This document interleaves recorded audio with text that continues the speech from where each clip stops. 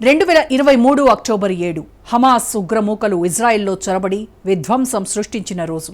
2023 October 8 ఉగ్రదాడికి ప్రతీకారం తీర్చుకునే అంశంపై టెల్ అవీవ్లో అఖిలపక్ష సమావేశం నిర్వహించారు. ఆ భేటీలో అన్ని పార్టీల లీడర్లు ఒకే మాట మీద నిలబడ్డారు. శత్రువు ఇంతకింత అనుభవించాల్సిందేనని తేల్చి చెప్పారు. ఇజ్రాయెల్ ఎక్స్ పీఎం స్వయంగా తుపాకీ చేతపట్టి యుద్ధంలోకి దిగాడు. రిజల్ట్ ఏంటో కొత్తగా చెప్పాల్సిన అవసరం లేదు. గాజా ధ్వంసమైంది. హమాస్ ఆల్మోస్ట్ అంతమైపోయింది. దేశానికి కష్టం వచ్చినప్పుడు అందరూ ఒక్కటైతే రిజల్ట్ ఇలా ఉంటుంది. పహల్గామ్ ఉగ్రదాడి రూపంలో ఇప్పుడు మనకి అలాంటి కష్టమే వచ్చింది. మరి ఇజ్రాయెల్ నేతల్లాగా మనవాళ్లు ఉన్నారా? ఈ ప్రశ్నకు సమాధానం కోసమే 140 కోట్ల మంది భారతీయులు ఎదురుచూస్తున్నారు. పహల్గామ్ ఉగ్రదాడిపై నేతలంతా ఒకే మాటపై ఉన్నారా? పాకిస్తాన్పై ప్రతీకారంలో భాగమవుతామని చెబుతున్నారా?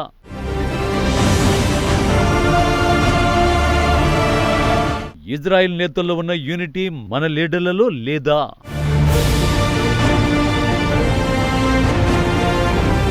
రాజకీయ పార్టీల మధ్య పాలసీల పరంగా విభేదాలు ఉండడం సాధారణ విషయం. ఇది ప్రతి దేశంలో ఉండేదే. కానీ దేశానికి కష్టం వచ్చినప్పుడు మాత్రం అంతా ఏకం కావాలి.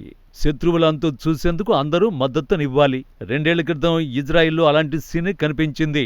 హమాస్ మారణకాండను తిప్పికొట్టేందుకు రాజకీయాల్ని పక్కన పెట్టి అంతా చేతులు కలిపారు.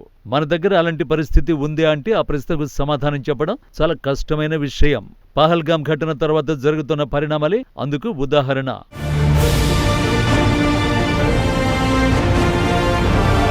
అదేంటి, పాకిస్తాన్ మీడియాలో కర్ణాటక సీఎం సిద్ధరామయ్య గురించి కథనాలు ఎందుకు వస్తున్నాయంటారా?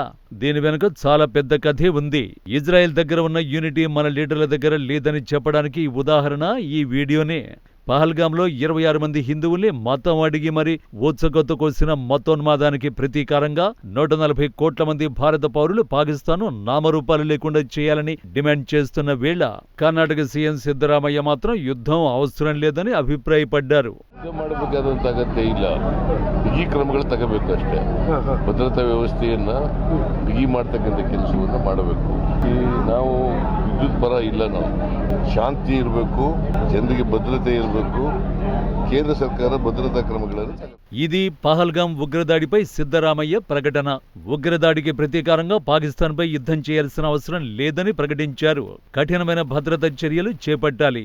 మేం యుద్ధానికి అనుకూలం కాదు, శాంతి ఉండాలి, ప్రజలు సురక్షితంగా ఉండాలి, కేంద్ర ప్రభుత్వం సమర్థవంతమైన భద్రతా ఏర్పాట్లు చేయాలన్నారు.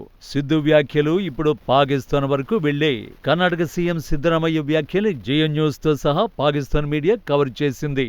భారత్లో యుద్ధానికి వ్యతిరేకంగా స్వరాలు అన్న హెడ్డింగ్ తో వార్తలు ప్రసారం చేశాయి.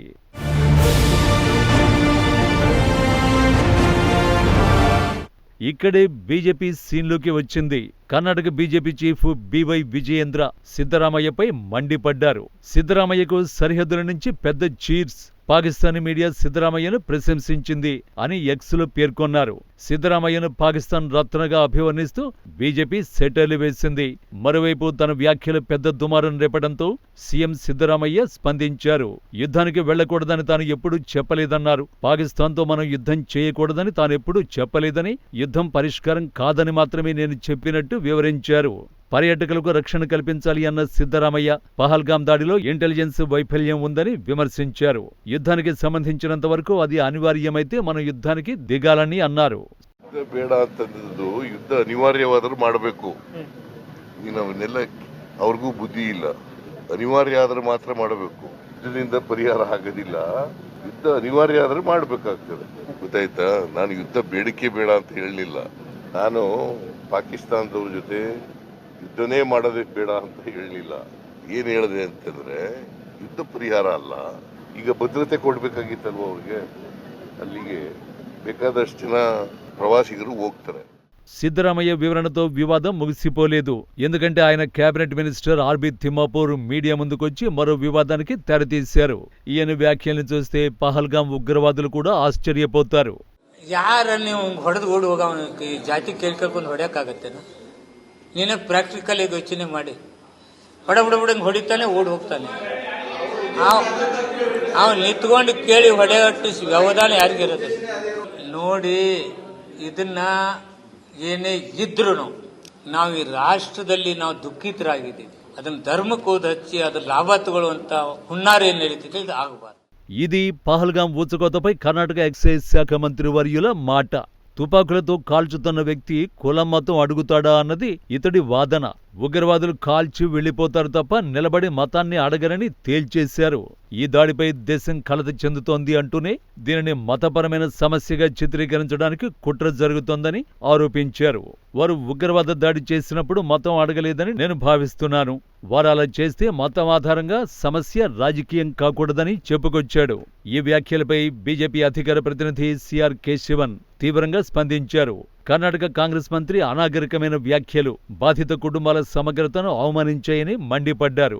ఇలాంటి సమయంలో కూడా మతపరమైన తన ఓటు బ్యాంకు రాజకీయాల కోసం మనస్సాక్షిని తాకట్టు పెట్టి మతతత్వ కాంగ్రెస్ పార్టీ వ్యాపారం చేస్తుందని దుయ్యబట్టారు.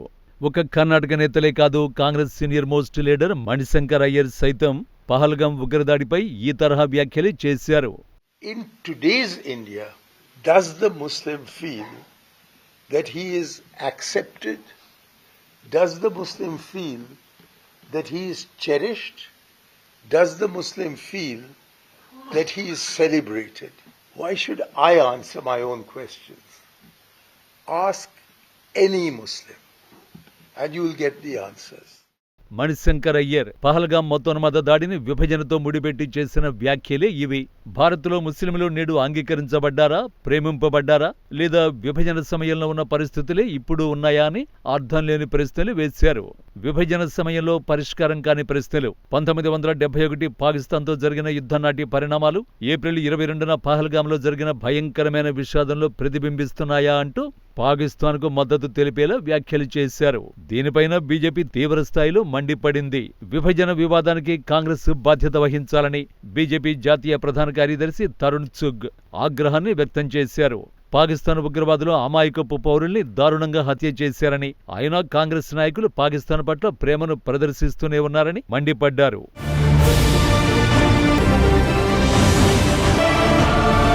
ఇజ్రాయెల్ నాయకుల్లో ఉన్న యూనిటీ మన లీడర్లలో లేదు అనడానికి ఇవి కొన్ని ఉదాహరణలే. అసదుద్దీన్ ఓవైసీ వంటి లీడర్లు అఖిలపక్ష సమావేశంలో కేంద్రం వెంట నడుస్తామని ప్రకటించి కూడా సింధు జలాలు పాకిస్తాన్కు వెళ్లకుండా ఎలా అడ్డుకుంటారో ప్రశ్నిస్తామని ప్రకటనలు చేశారు. వివరంగా చెప్పాలంటే 2023 అక్టోబర్ 7వ తేదీన హమాస్ దాడి, 2025 ఏప్రిల్ 22న పహల్గాం దాడికి చాలా దగ్గర పోలికలు ఉన్నా రెండు దేశాల పాలకులు మాత్రం ఒకేలా లేరని నెటిజన్లు మండిపడుతున్నారు. ఒకవేళ ఉంటే మన శత్రువులకు చులకనయ్యే ప్రకటనలు మాని ఎనిమి అంతు చూసే సలహాలు, సూచనలు ఇచ్చేవారని అభిప్రాయపడుతున్నారు. మరి ఇప్పటికైనా పహల్గాం ఉగ్రదాడి విషయంలో కేంద్ర ప్రభుత్వానికి మద్దతుగా నిలిచి శత్రువుపై ప్రతీకారానికి మద్దతుగా నిలుస్తారేమో చూడాలి.